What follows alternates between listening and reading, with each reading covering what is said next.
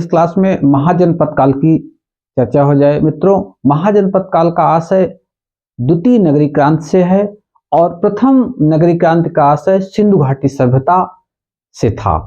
साथियों, द्वितीय नगरी क्रांति की जो उत्पत्ति है वह 1000 ईस्वी के आसपास लोहे की खोज के बाद से मानी जाती है, जिसे 6वीं शताब्दी यानी वैदिक काल के बाद में, उत्तर वैदिक काल के अंत के बाद से ही द्वितीय नगरी क्रांति की शुरुआत होती है। साथियों, कहने का मतलब सिर्फ कि महात्मा बुद्ध यानी गौतम बुद्ध, महावीर स्वामी या 6वीं शताब्दी ईसा पूर्व जो धार्मिक आंदोलन हुआ था उसी समय में भारत में द्वितीय नगरी क्रांति की भी शुरुआत मानी जाती है, जिसे महाजनपद काल कहा जाता है।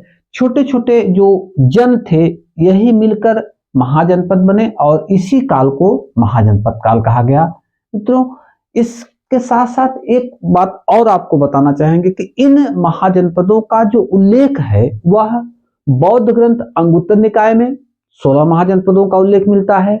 जैन ग्रंथ भगवती सूत्र में भी 16 महाजनपदों का उल्लेख मिलता है। आइए आपको इसी महाजनपदों की क्रमवार चर्चा हो जाए और आपको यह भी बताना चाहेंगे कि ये महाजनपद वर्तमान में कहां पे थे। जैसे वर्तमान इनका क्षेत्र कहाँ है और ये प्राचीन काल में कहां पे स्थित थे, इनकी राजधानी कहाँ थी, इनका क्षेत्र कहाँ था। तो इसी कड़ी में जो सबसे पहला जो चर्चित महाजनपद था वो था मगध। साथियों, मगध की राजधानी प्रारंभ में गिरिब्रज थी, बाद में राजगीर बनी। यह मगध महाजनपद जो है यह पटना, गया, शाहाबाद यानी कहने का मतलब बिहार के उस क्षेत्र में जहां वर्तमान में बिहार की राजधानी है उस क्षेत्र में मगध जो है साम्राज्य हुआ करता था, मगध महाजनपद हुआ था। बाद में कई महाजनपदों को मगध ने जीतकर एक बड़े महाजनपद के रूप में मगध एक महान साम्राज्य के रूप में उभरा, जिसकी चर्चा हम आगे की क्लासों में करेंगे। मित्रों, आगे अंग महाजनपद जिसकी राजधानी चंपा थी। अंग महाजनपद जो था वो उत्तरी बिहार भागलपुर के आसपास स्थित था। साथियों, वज्र महाजनपद की राजधानी वैशाली थी और यह तिरहुत मंडल के आसपास स्थित था। आपको एक बात और बता दें, ये वज्र महाजनपद ही एक ऐसा महाजनपद था जहां पे लोकतंत्रात्मक, दुनिया का सबसे प्राचीन लोकतंत्रात्मक साम्राज्य स्थित था। ये गौरव भारत को हासिल है और भारत के वज्र महाजनपद को हासिल है दुनिया का सबसे प्राचीन लोकतंत्रात्मक राज्य। साथियों, आगे काशी जो है शिव नगरी के नाम से चर्चित, जिसकी राजधानी वाराणसी थी, बनारस के आसपास स्थित था। इसको भारत का लगभग प्रत्येक व्यक्ति काशी को जानता है, वाराणसी को जानता है। कौशल का नाम लेते ही भगवान राम का नाम याद आता है। भगवान राम का साम्राज्य जहां पे था इसे को कौशल साम्राज्य कहा जाता था। ये भगवान राम को भी कौशलाधीश कहा जाता है। साथियों, तो कौशल की राजधानी श्रावस्ती थी और ये फैजाबाद, गोंडा, बहराइच यानी कुल मिलाकर वर्तमान में अयोध्या का जो क्षेत्र है वो कहाँ था, कौशल महाजनपद था। मल्ल महाजनपद जिसकी राजधानी कुशीनगर। साथियों, देवरिया, उत्तरी गोरखपुर, बस्ती ये तराई क्षेत्र का स्थित, जहां पे महात्मा बुद्ध ने को परिनिर्वाण हुआ था, महात्मा बुद्ध ने अपनी अंतिम सांस ली थी, ये वही स्थल था जिसे कुशीनगर में कहा जाता है। साथियों, और अगला जो महाजनपद था वश की राजधानी कौशाम्बी थी। कौशाम्बी इलाहाबाद के पश्चिम में स्थित था। वैसे वर्तमान में कौशाम्बी एक जनपद है, जिला है।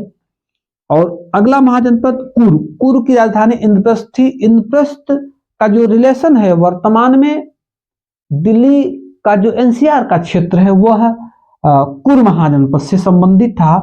इस समय जो है भारत का राष्ट्रीय राजधानी क्षेत्र कुरु महाजनपद कभी यहाँ हुआ करता था। पांचाल महाजनपद उत्तरी पांचाल की जो है ऐच्छत्र राजधानी थी और दक्षिणी पांचाल की राजधानी कौम्पिल थी।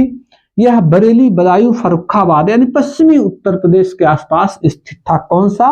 पांचाल महाजनपद। पांचाली, द्रौपदी का नाम आप सुने हुए होंगे, द्रौपदी का क्षेत्र था, पांचाल से द्रौपदी आई थी।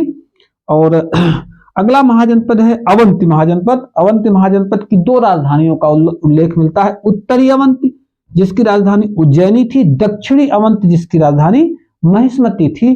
अवंती का जो संबंध था मालवा के क्षेत्र था। मालवा उज्जैन आप खूब अच्छी तरह से जानते हैं। उज्जैन का नाम लेते ही महाकालेश्वर का नाम आपके दिमाग में आ जाता है साथियों। आगे जो है सूरसेन, सूरसेन मतलब मथुरा। मथुरा का नाम लेते ही आपके दिमाग में ब्रजवासियों का ज्ञान हो जाता है, दिमाग में ब्रजवासी आ जाते हैं और ब्रजवासियों के साथ साथ गोपियां और श्री कृष्ण का ध्यान आपके दिमाग में तुरंत दौड़ने लगता है। यह वही क्षेत्र है। सूरसेन की राजधानी मथुरा थी। मथुरा जो है ब्रजमंडल के आसपास स्थित था, यमुना नदी के तट पर। उसके बाद अगला महाजनपद था चेरी। चेरी महाजनपद की राजधानी शक्तिमती थी। शक्तिमती जो चेरी महाजनपद था यह बुंदेलखंड के आसपास में स्थित था। बुंदेलखंड के नाम लेते ही आपको महोबा, झांसी, उरई, जालौन, बांदा का नाम दिमाग में आ जाता है।